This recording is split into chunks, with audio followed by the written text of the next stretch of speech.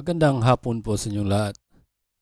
Narito na po ang resulta ng 5 PM draw ngayong March 9, 2026, araw po ng Lunes para sa mga games na 3D Lotto at 2D Lotto. Kung bago ka pa lang sa aking channel, pwede kang mag-like, share, at subscribe para updated kayo sa mga PCSO lottery results araw-araw.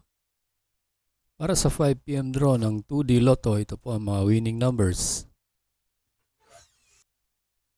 27 and 30 in exact order.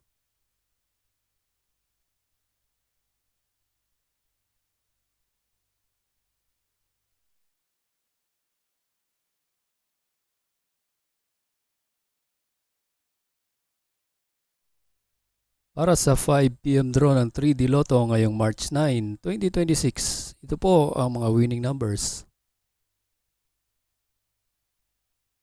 5, 1, and 8 in exact order.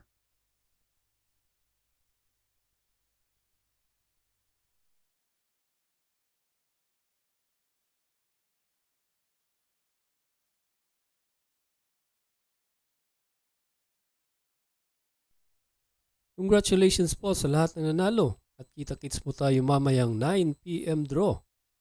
Thank you for watching. God bless us all.